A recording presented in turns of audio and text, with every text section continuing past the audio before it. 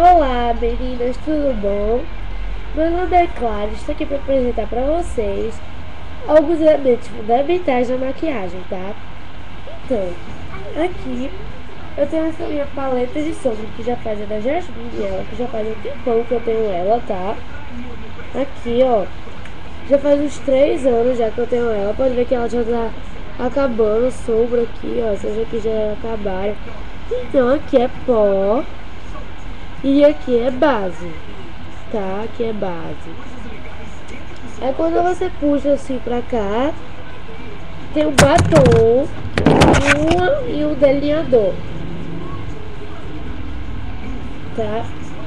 Aí vem uma gavetinha aqui embaixo, assim, ó, que vem com o pincel e o blush. Esse aqui já acabou, que minhas amigas adoram usar esse. Eu gosto de usar esse e esse aqui, tá? Agora, eu vou mostrar pra vocês minhas gavetas de maquiagem. Minhas gavetinhas, tá? Aqui, nessa minha primeira gaveta, eu tenho as paletas de sombra. As paletas, eu tenho sombra em rolão, sombra líquida, tá? Aí na segunda, eu tenho rímel, delineador, base, corretivo, blushes, ó, aqui atrás. E na última gaveta, eu tenho gloss, tá? Gloss, só gloss eu tenho. E esses batonzinhos aqui, ó, que eu adoro, que eu adorei ele, comprei a coleção todinha deles. Vou pegar aqui pra mostrar pra vocês. Pega só um, é desses aqui, desse tamanho aqui, ó. Ele é muito bom, tá? Então, voltando. Aqui eu tenho, sabe essas maletas que você compra pra botar bijuteria, que vem os negócios pra você colocar anel? Pronto, eu peguei e transformei uma maleta de maquiagem.